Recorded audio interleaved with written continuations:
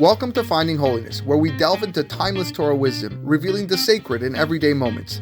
Join us on a journey to elevate your spirituality and discover holiness in every aspect of life.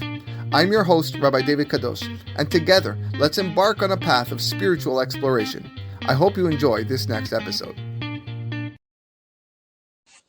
Erev Tov, everybody. Welcome to another edition of our Back to Basics Shiur. Here we are on a Wednesday night. Happy to have you join us here live and online, or listening to the recording on our podcast at findingholiness.com, findingholiness.buzzsprout.com, wherever you hear your podcast, Spotify, Apple Podcasts, Google Podcasts.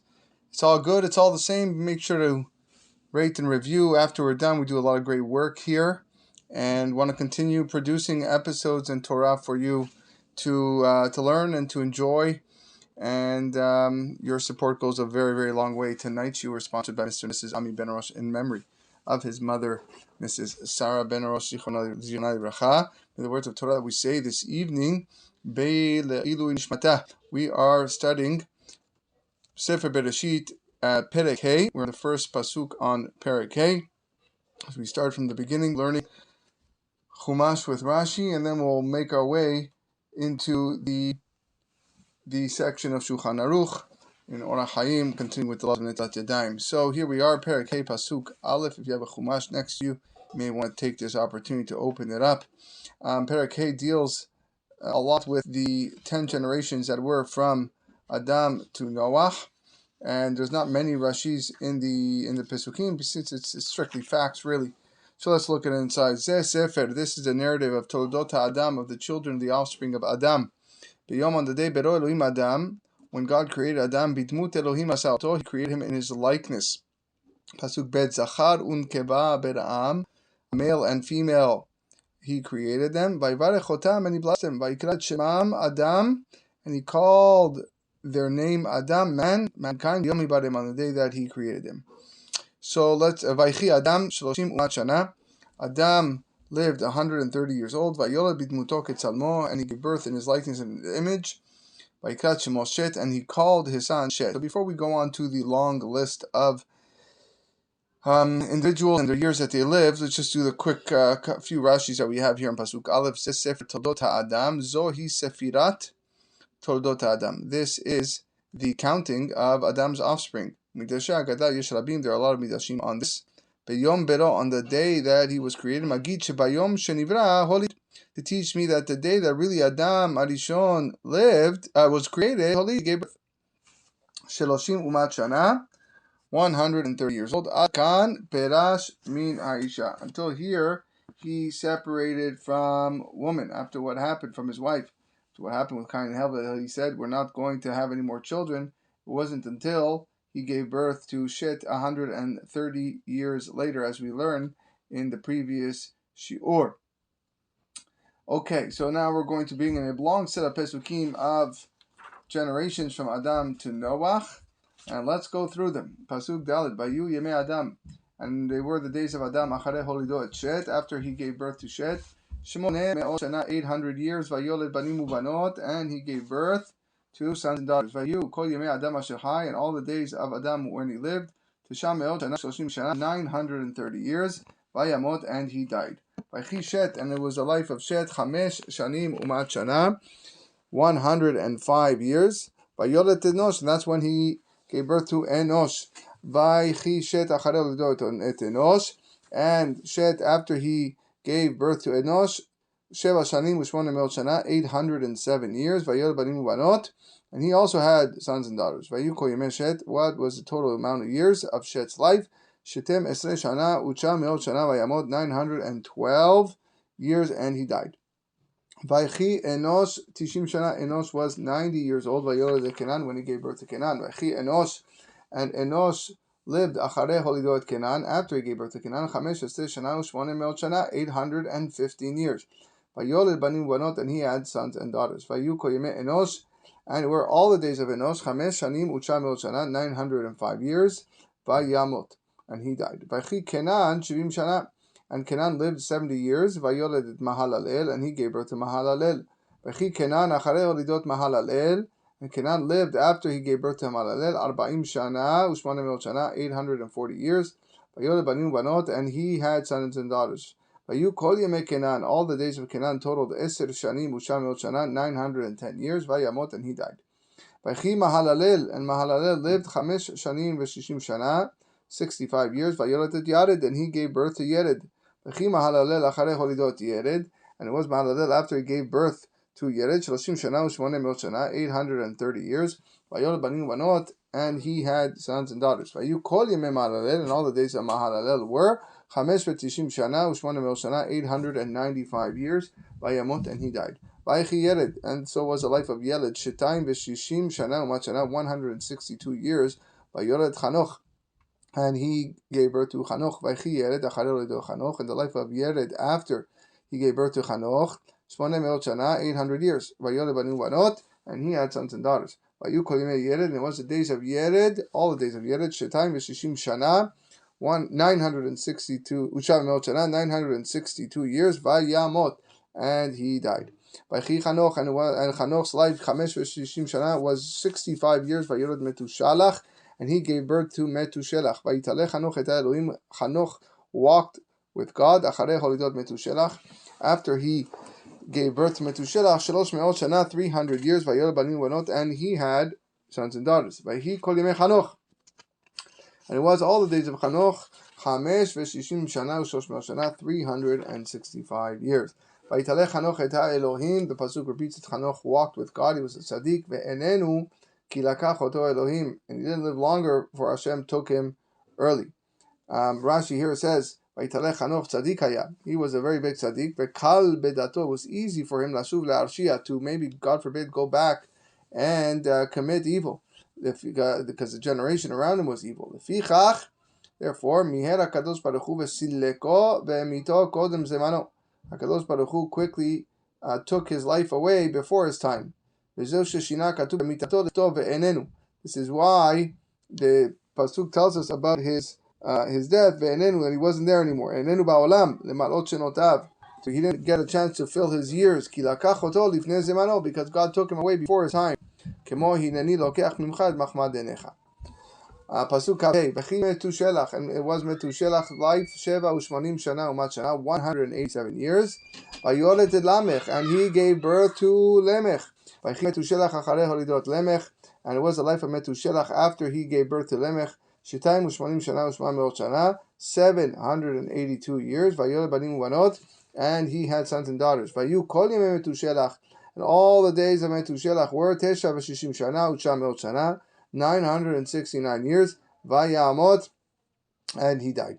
Vaychi Lemech, and it was the life of Lemech, Shetayim u'shmonim shana u'mat shana, 182 years. Vayoled ben, and he gave birth to a son. Rashi says, Shemimenu nivna ha'olam, and from him the world really restarted and created. That's why it says ben, specifically ben from Lashon boneh, a building.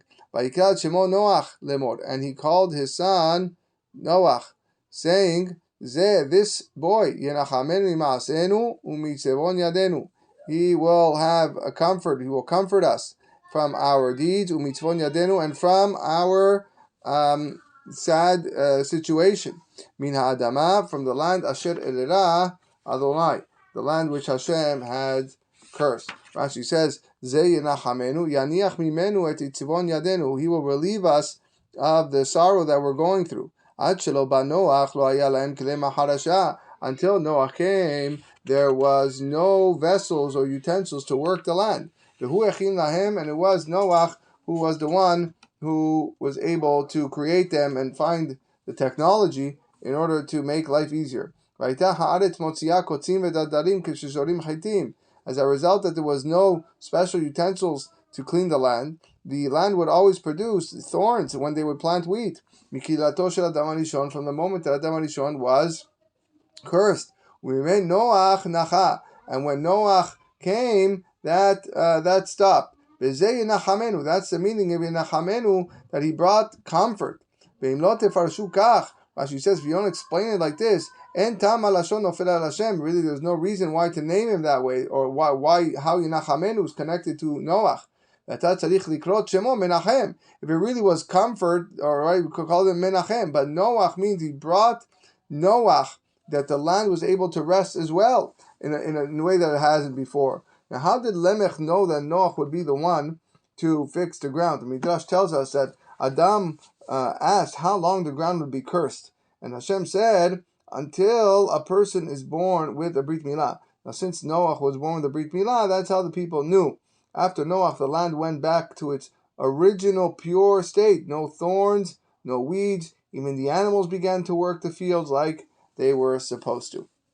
Okay, moving on to Pasuk Lamed. Vaychi Lemech acharei olidot Noach, and behold, Lemech, after he gave birth to Noach, 590 shana, v'chamesh meot shana, 595 years. Vayoled banim ubanot, and he had sons and daughters. Vayhi kol yemei Lemech, and it was all the days of Lemech, Sheva v'shivim shana, u'shva meot shana, 777 years. Vayamot, and then Lemech died. Vayhi Noach, and it was Noach ben 500 shana, he was 500 years old. Vayoled Noach et Shem, et Cham, et Yafet, and he gave birth to Shem, Cham, and Yefet. Rashi says, Ben 500 shana, Amar Rabbi Yudan, says Rabbi Yudan, Matam kol adorot holidu le100 shana, v'zeh le500. Why was it that all the other generations that we mentioned, they all gave birth quite early, and this one, meaning Noach, had to wait 500 years until he had his sons? Amar HaKadosh Baruch Hu, God said, Im reshaim hem yovdu b'mayim v'ra l'sadik zeh. If his children are evil, then they will be disposed of in the water with the flood, and it will be bad for the tzaddik. V'im tzaddikim hem, and if they are tzaddikim, atriach halav la'asot tevot harbeh, then I'm going to have to build many tevot. So what did he do? Kavash et ma'yano velo holid ad 500 shana. He made it that he didn't have children until 500 years. In order that Yefet, the oldest, would not be guilty of punishment before the Mabul. Tichtiv, for the pasuk says, Ki anar ben 100 shana yamut. It's written in Yeshayahu that anyone ben 100 years old would suffer punishment for his sins. That was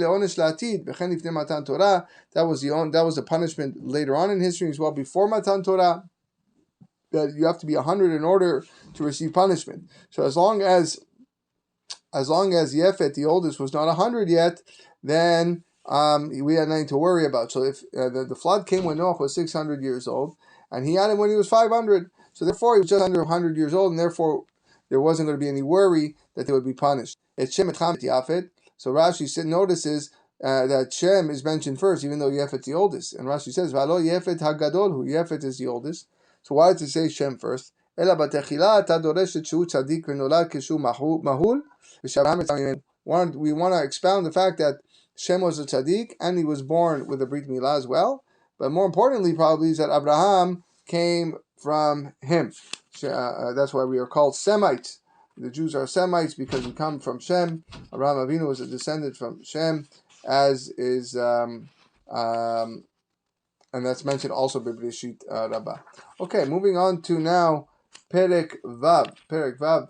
Torah tells us, "Vayhi ki hachel Adam larov al pnei adama," and it was when man began to increase upon the land. Ubanot yuledu lahem. There were lots of girls, there were a lot of women. Vayiru bnei ha'Elohim et benot ha'adam.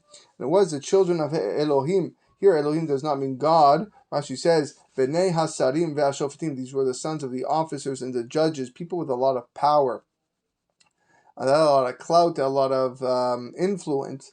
Et benot ha'adam, when they saw the benot ha'adam kitovot hena, that they were good. Vayikhu lahem nashim.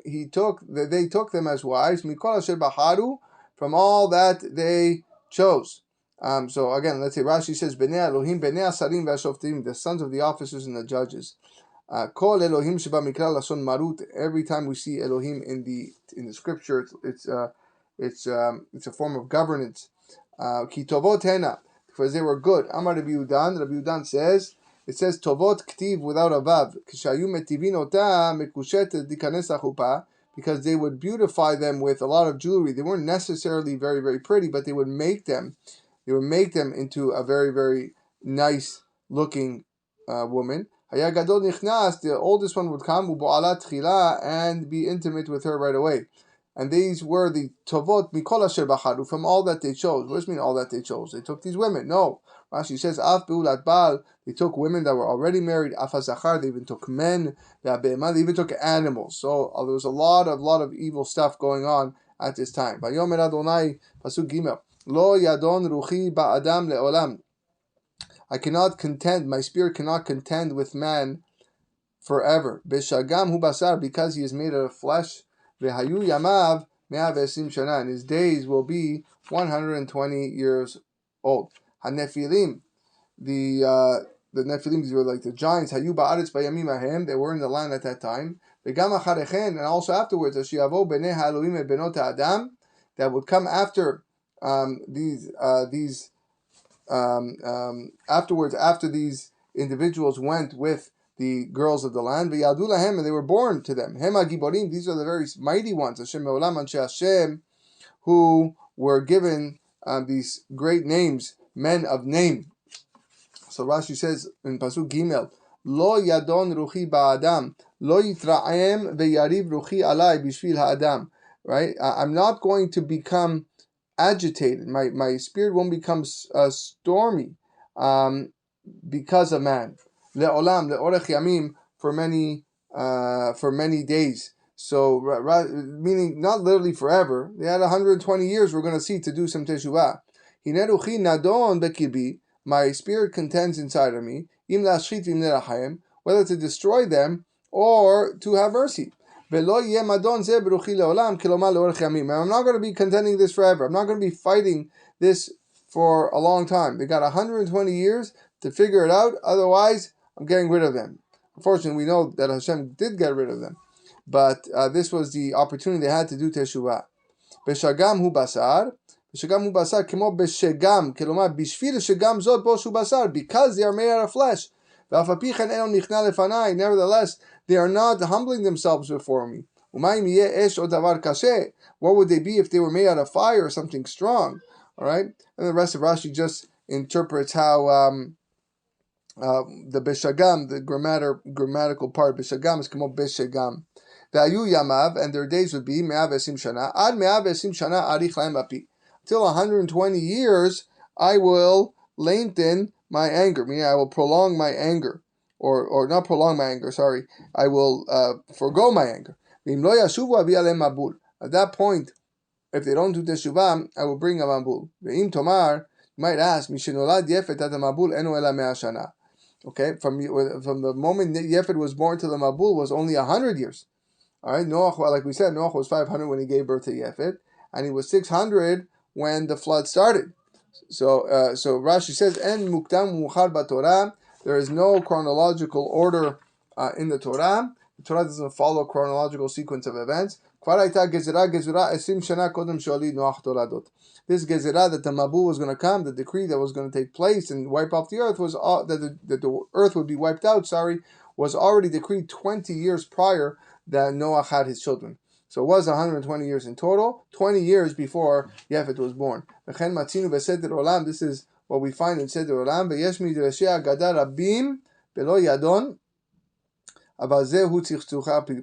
there's a lot of midrashim over here, but this is the way to interpret it based on the pshat. Nephilim says, Al Shem shenaflu veipilu ta'olam. They're called Nephilim because they brought down the world. But if you want to know what the translation is in Hebrew, it's giants. During these days, in the days of Enosh and Cain. Even afterwards, even though they saw, Rashi here brings an amazing midrash. It says, even though that these giants saw that the ocean inundated 1/3 of the world as a punishment already from the days of Enosh,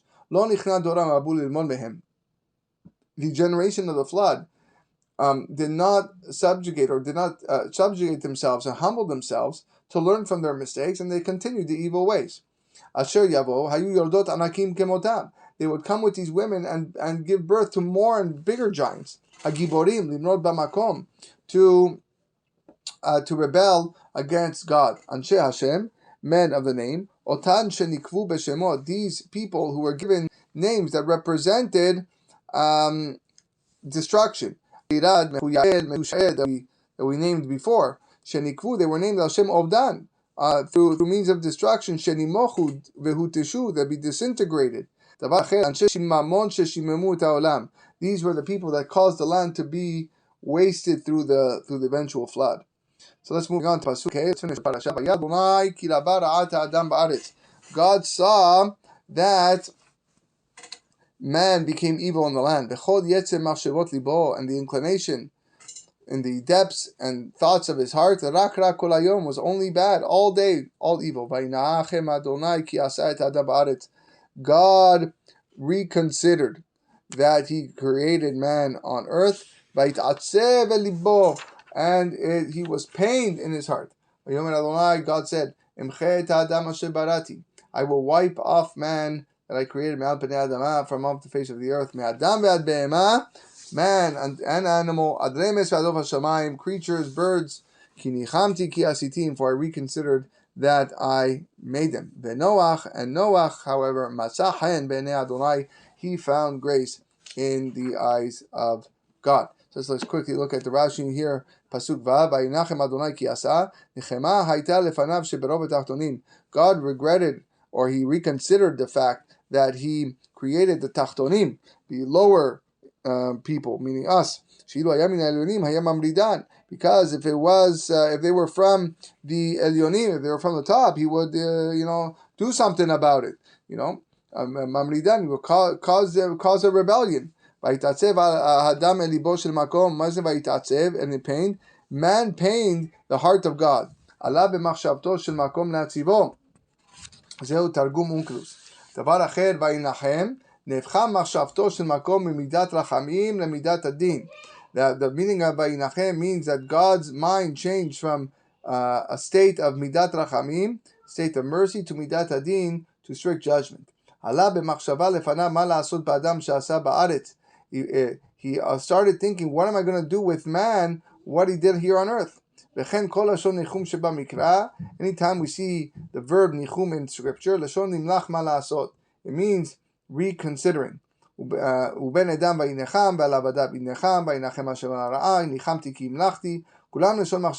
all a different type of thinking. He mourned over the fact that everything that he created was going to go be destroyed. Rashi says, this is what I wrote as a response to the heretics. There was once an Apikorus who asked Rabbi Yoshua ben Korcha, Amalo, he said, do you not agree that God sees the future? Amalo hen, of course he sees the future. Amalo but look, the heretic said, look what this pasuk says, that he regretted. He doesn't know the future. He regretted what he created. If he knew what he was created was going to be bad, he wouldn't have created him. Amar lo, Rabbi Yeshua ben Korcha told him, Noladecha ben zachar miyamecha. Do you have a son? Amar lo, hen, yes I do. Amar lo, umeasita, what did you do? Amar lo, samachti v'simachti takol. I rejoice and I brought everybody to rejoice with me. Amar lo, so Rabbi Yeshua told him, V'lo ayita yodea shesofo lamut. Don't you know that in the end he's going to die? Amar lo, bishat chedvata, chedvata, bishat evla, evla. The time of happiness is happiness, and the time of mourning is mourning. Amar lo, kach ma'aseh HaKadosh Baruch Hu. So Rabbi Yeshua said, this is exactly what God does.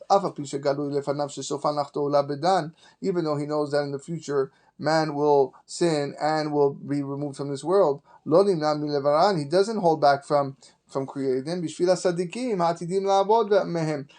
tzaddikim that are going to come as a result from these people, right? The generations that come as a result, you're going to have some tzaddikim there as well. When a person has a child, all he thinks about is the good moments which are yet to come. Nobody thinks about the death. Nobody thinks about how this child may sin. So too, HaKadosh Baruch Hu created man, even though there may be wicked men among those, there will also be righteous, and that's what he thinks about. Ultimate proof of that is Ruth and Naomi. Because of them, he didn't destroy the nations of Ammon and Moab, because of Ruth and Naomi, and from Ruth and Ruth and Naamah. Because of Ruth, we know David HaMelech, Melech HaMashiach, came from her. Rashi Pasuk Zayin, Vayomer Adonai Mchet HaAdam. I'm going to erase man. Hu afar, because man is soil. Ve'avi alav mayim ve'emcheoto. I'm going to bring water and I'm going to get rid of him, because water washes away soil. Lekach ne'emar leshon michui. That's why it says michui. Me'adam ad behema, from man to animal. Af hem ishchitu darkam. Even the animals went off their way to sin. Davar acher, another way of interpreting this, hakol nivra bishvil adam. Everything was created for man, man's purpose. Now man's going to be destroyed, so what's the reason? Why do I need animals and birds for? So we get rid of the animals too. For I regretted that I created them. I thought what to do that which I made them. All right, that will conclude Parashat Bereshit. Hazaku Baruch, Mazal Tov, our first parasha that we have concluded, and now we are moving on to our Mishnah Berura Halacha in Shulhan Aruch. We are in Siman Dalid, Halacha Yud Dalid. Siman Dalid, Halacha Yud Dalid. Shulhan Aruch writes, Hishkim kodem amud hashachar v'natal yadav. If a person woke up early in the morning and before dawn and washed his hands, yesh leistapek im tzarich litol yadav pam acheret. There's a doubt whether or not he has to wash again. Kesheor hayom, when it gets light outside. Le'avir ruach ra shorer al yadayim, to get rid of the evil spirit that is resting on his hands. So Shulchan Rama writes, Hagav yitelem belo beracha. He should wash them without a beracha. Mishnah Berurah at the bottom first line. Kesheor hayom, he says there's a doubt whether we have to wash when the day comes light. Ki yesh omrim de ba'amud hashachar chozer haruach lishor pam shenit.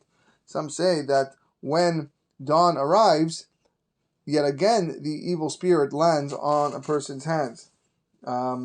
No question that if a person wants to wake up early for selichot, rabbis tell us that he should wash his hands not only before but even after selichot, because after selichot it's probably daytime, so a person should wash his hands again before shaharit. Le'ha'avir, this is to remove the ruach ra'ah. Hachalon nakat le'itpalel. Here, Shulchan Aruch did not talk about praying, k'moshe katav sif yud gimel, where he sends sif yud gimel. For sure, when it comes to tefillah, he doesn't need to wash again. And even if he went back to sleep a second time before dawn, here, then if he went back to sleep, he would for sure have to wash his hands a second time. But he can't say the bracha of al netilat yadayim. And even if that sleep was something that was a long sleep, that maybe we might think like the Rashba said that you become like a new creation. Because that the reason you wash your hands is because you become a new creation. Only one time you become a new creation, and not two times. So you don't have the problem of Bria Chadasha. You don't have the problem that you sleep twice. You wake up, you fall back asleep. You don't have a twice a problem of Bria Chadasha, because you only become a new creation once every night. But you do have a problem of Ruach Ra'ah. And the Rama says, just because of Ruach Ra'ah, we're not going to make you do a beracha. And that's what he says. You should wash below beracha. Even if the first time you woke up you didn't say netilat yadayim, nevertheless, don't say a bracha now. How can you say netilat yadayim? That God commanded us netilat yadayim. You already fulfilled the mitzvah the first time. Kamvar bebet Yosef, as brought down the Bet Yosef. In this case, katab le b'shar tshuva si katanhe. Mikol makom. A person to try to bring himself to yes say a bracha, try to go to the bathroom, before tefillah, and then according to all opinions you would have to say netilat yadayim, like we mentioned earlier, siv katan dalid. Okay, halacha tedvav on top. Yashen bayom, if a person goes to sleep during the day, yesh leistapek im tzarich larot mayim alen shlosh pe'amim. There's a doubt whether or not he should wash his hands 3 times. And here again, Rama says veitilem below beracha. Mishnah Berurah writes leishtapek ilayla gorem leruach hatuma o shena gorem, because we're not sure whether it's a night itself that causes this impurity on the hands, or is it to sleep? If it's to sleep, then you have to wash your hands even if you sleep during the day. But if it's at nighttime, then you wouldn't have to. This is only if a person sleeps 60 breaths, or a small sleep. If a person sleeps less than this, literally like a very, very light sleep or nap, person wouldn't even have the evil spirit even at night. Ted Zayin, halacha Ted Zayin. David היה נזהר שלא לישון שיטין נשמין. David HaMelech would make sure that even at night he wouldn't sleep a very deep sleep. So he wouldn't sleep for 60 breaths. Pirush shishim neshimot. That's for 60 breaths. Kedei shelo yitom ta'amita, so he doesn't taste the taste of death. Hagar Rama says ubagemara, the Gemara perech hayashen mashma dedavka bayom haya nisar. But really he was worried about this during the daytime. At nighttime he wasn't so worried about it. So Mishnah Berurah says in Ted Zayin, Lamed Hey, Shitin Nishmei, Rotze Lomar Tufin, consecutively. Ela Haya Midamnem Kama Pe'amim Pachot Mishitin Nishmei Chatzot Alayla. He would go on and off little tiny naps until midnight. Umechatzot ve'ela Haya Mitkaber Ka'ari. And after midnight, he would get up like a lion. That's when he would do Tikkun Chatzot. But the Rama brings down, according to Gemara, this was only during the day that he was worried about this. We only find this among the Amoraim, but David Batzmo, Gam Balayla Nizhar, right? That David HaMelech himself, yes, was worried about this even at night. When the Gemara says that it was that you only have to worry about this for the daytime, that's regarding to the Amoraim. But David HaMelech was even higher than the Amoraim, than the rabbis of the Gemara. He was a person that took notice of this and made sure not to do so even at night. The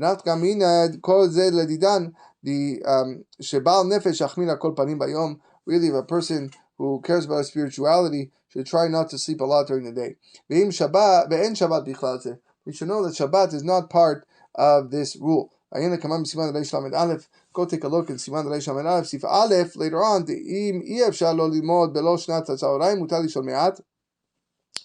where we say if a person is not able to learn without a little nap in the afternoon, he can sleep a little bit. He shouldn't have a long nap. Ayin Sham, go see over there. Ayin Sham Od, also see over there. The reason why he should be taking the nap is not for his own benefit because he enjoys sleep, but because he wants to serve HaKadosh Baruch Hu better. Go see what the Machatzit HaShekel writes. Shekatav de'inyan hashena bayom talui lefi mashu adam u'chfi hatzorech avodo yiparach. Every person's on a different level, and his sleep determines almost like how his avodah towards Hashem is. If he really needs to sleep towards avodah, then he can do so. Moving back on top to Halacha Yud Zayin, Yesh no'agin nirchotz b'yem shachrit. There are those who have the custom to wash their mouths in the morning, because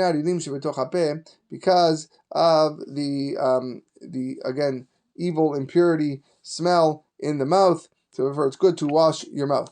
So Mishnah Berurah says here at the bottom, Sif Katan Lamed Zayin, a person has to mention constantly Hashem's name with holiness and purity. Therefore, it's important that we wash our mouth in the morning. If he's an Easternis, he's someone who's delicate, and putting water in his mouth is something that bothers him, because maybe the water is dirty for whatever reason. This does not prevent someone from saying a bracha. He's still allowed to say a bracha if he does not wash his hands. Back up to the Shulhan Aruch, halacha yud chet, elu devarim tzrichim netilat b'mayim. The following things require washing your hands with water. And this is a nice long list over here, one that's very important to learn. Hakam ma'amita, the person that wakes up from bed. A person that exits the bathroom, or the bathhouse. Someone who cuts his fingernails. Someone who takes off his shoes. Someone who touches his feet. Someone who scratches his scalp. Even someone who walks amongst the dead. Someone who touches the dead. Someone who cleans his or stretches his. We'll see what this is. He stretches his clothing, or basically to remove bugs from his clothing. V'amshamesh mitato, someone who has relations with his wife. V'anoga bekina, someone who touches lice. V'anoga begufo biyado, someone that touches his body with his hands, parts of his body that shouldn't be touched. Umi she'asa ahad mikol elu v'lo natal, if a person does any of these things and does not wash his hands, in tamid chacham hu tamudo mishakeach. If he's a tamid chacham, then his Talmud, his learning, will be forgotten. And if he's not a Talmid Chacham, Yoseh Midato. He will, we'll see what that means. He will go crazy pretty much. So let's go back to the Mishnah Berurah over here. A lot of different items that require Netilat Yadayim. So Sif Katan Lamed Chet Tzrichim Netilah Le'asir Ruach Ra'a Shora Yedezeh, to remove the evil spirit that are found on your hands. You should wash your hands immediately. The washing should be until one's wrist. And if you're not going to do it until your wrist, at least do it till the ends of the fingers, the knuckles. If someone has his hand dirty with cement or concrete or whatever, then and there's no really bad spirit on it. All you need to do is remove the dirty parts from his hand. With regards to tefillah, we will speak later on in Siman Sadi Bet. Ayen Sham goes over there b'biur halacha. Okay, you have to wash your hands b'mayim, with water. Says Mishnah Berurah, even for tefillah, because sheken leTorah, and for sure for learning Torah, it's enough to just clean a simple clean. Later on in Sif Kaf Bet, there might be coming when it talks about getting up from the bed. With the rest of these, when it comes to removing the ruach ra'ah, you need specifically water. In Siv Katan Samech Aleph, we'll see later on with more information. You don't need 3 times except for getting up from the bed. Those that are strict, that if they walk amongst the deceased or they have relations with their spouse, that you would have to wash your hands 3 times. The book Heichal HaKodesh will be machmir to wash 3 times coming out of the bathroom. But the Magen Abraham seems to argue with that. So one of the items is Hayotzemi Bet HaKiseh, someone who leaves the bathroom. Afilu lo asat rachav. And Mishnah Berurah says even if he didn't go to the bathroom, he was just in there. Even coming out of the bathhouse, if you didn't actually bathe, you still have to wash your hands. And the reason is because of this evil spirit that is found in these places. Min alav, someone who removes his shoes. You touch the part that you're removing, the bottom of the shoe, bottom of your feet, and therefore you have to wash. If you don't touch those areas, so for example, if you take off your shoes with your feet, with the other foot, then you don't have to wash your hands. Someone who takes off their shoe or touches their feet or scratches their scalp, touches their scalp. It's not because of a ruach ra'ah. There's no evil spirit. It's just because cleaning. Your hands are dirty. You don't have to wash your hands right away. But which is not the case with the other ones. Because if you go through a bet kvarot, a cemetery, the ruach ra'ah is escorting you. So therefore you got to wash right away. And some even have the custom to wash one's face when leaving a cemetery. Bemet, someone who walks amongst the dead. Even if someone who came next to one body, or he came to escort the body, the custom is to wash your hands. The custom is to be strict and meticulous. If a person enters another house before he washes his hands, and the minhag of the avotenu is good, and that's what a person should do. Even if he doesn't touch an actual louse because he didn't find it, but if he's trying to pick from his clothing, then he has to wash his hands. Bechina uparos, with regards to a fly or a mosquito, if shad Yadayim nikion be'alma, then it's just washing your hands is enough. You don't need to actually 3 times, or sorry, you don't need to actually wash your hands, just clean it off well.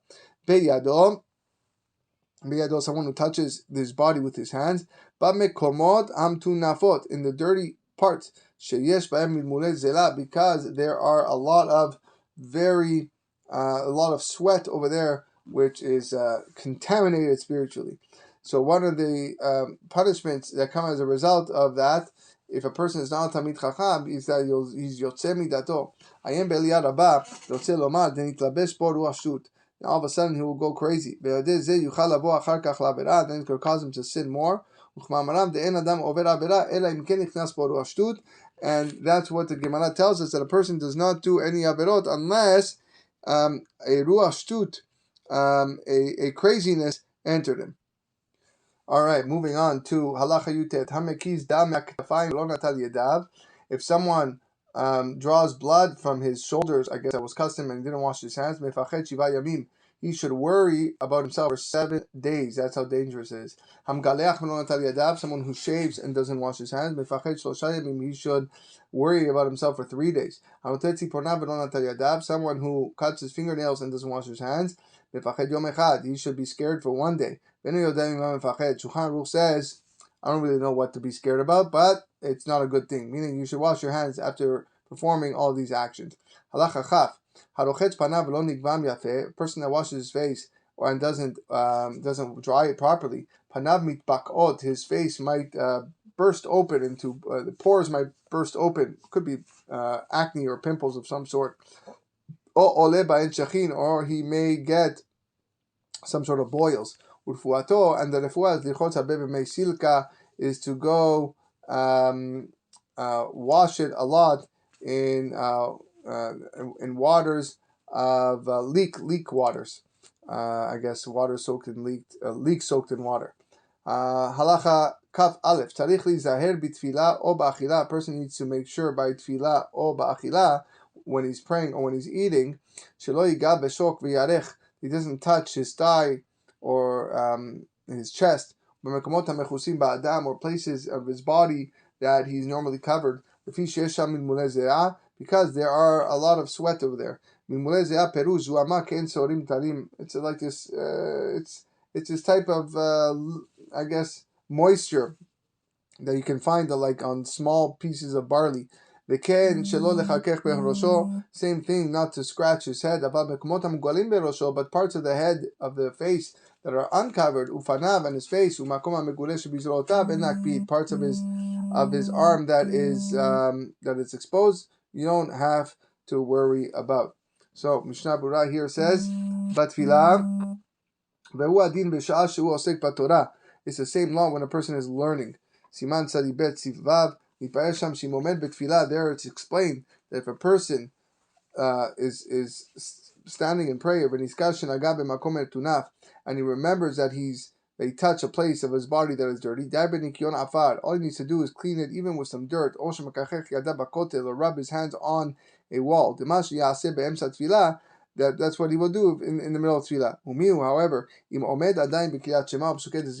if he's still in kriyat shema or psuket zimna, he should go and wash his hands. Siman Kuf Samech Dalet. The Shami Pa'er, there it's explained, She'im Avar Benaga Betoch HaSeudah, if someone touched a part of his body that is covered during the meal, Tzarich Litol Yadav Shenit Kadin, he has to wash his hands again. Achlinia Birkat Netilat Yadayim, but with regards to the bracha, Haskamat Rov HaAcharonim Shlo Lachzor Varech, the Haskama of most of the Acharonim is not to actually say a bracha. Ayin Sham Mishnah Berurah, go look at the Mishnah Berurah. Milmulei Ze'ah, Ayin Beyor Redea Siman Kuf Yudvav, the Tzarich Li Zahem Ze'ah, person should watch out for the sweat. Any type of sweat is really a potion of death, except for the sweat of the face. Ubefanav, of his face, same thing from his neck downwards. That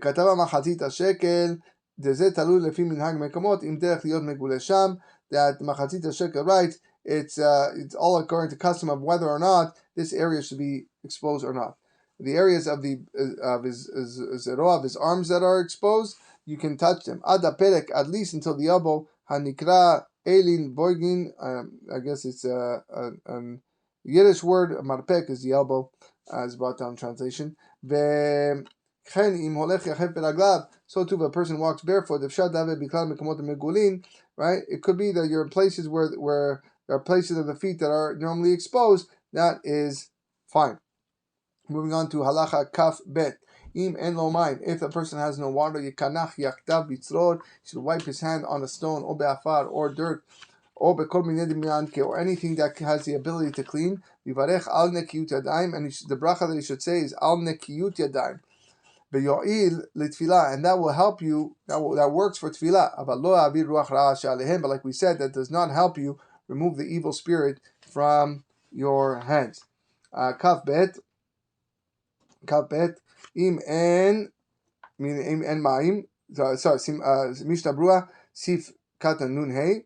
Im en mayim. Im yesh lo mayim. But if he does have water, tzarich litol afilu litfilah mincha ve'arit. He has to wash his hands even for mincha and arit. Afilu imeno yodea lehen shum lichluch. Even if he doesn't know of any lichluch, of any dirt. And that washing should be without a beracha.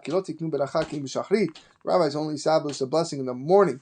That's written in Siman Zayin Sif Aleph. But if he doesn't have any water, some say by Mincha and Arvit, if you don't have no water, same thing over here. Just wipe your hand on something that has the ability to clean. Maybe there's something on your hand that is disgusting that needs to be removed.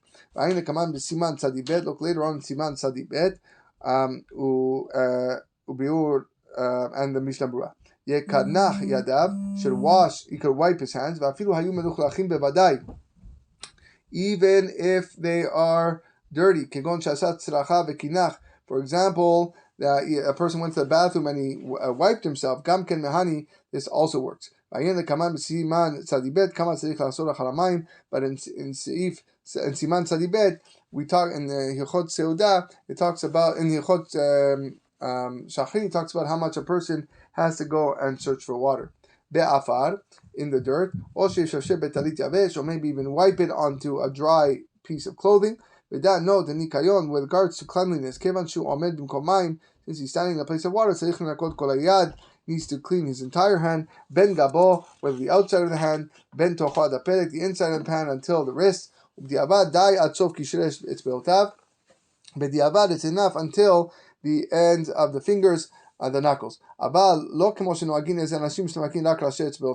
Don't do like other people are accustomed to only wash the tips of their fingers. This is not my maharonim.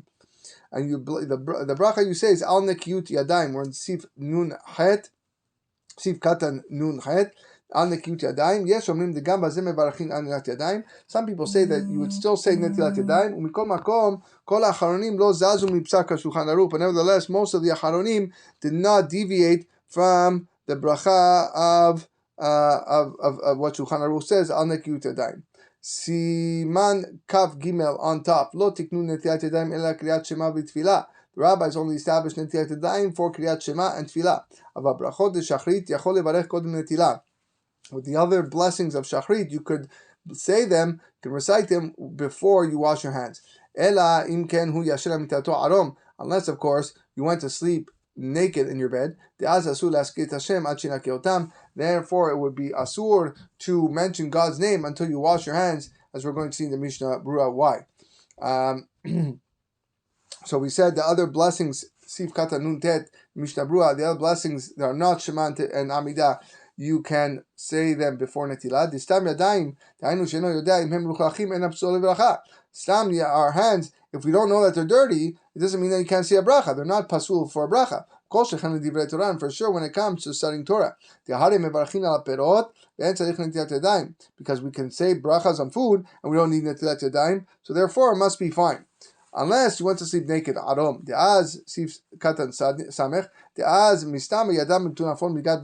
For sure your hands touched areas of your body that were covered.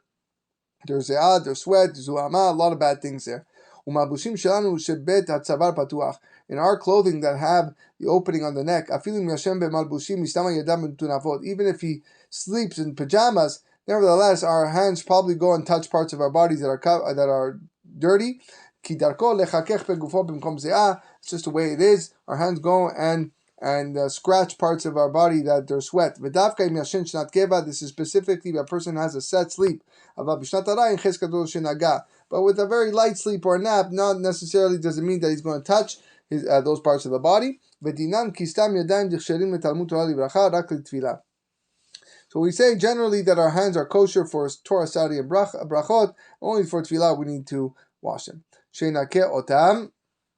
We know that a person cannot say Hashem's name until we clean our the hands.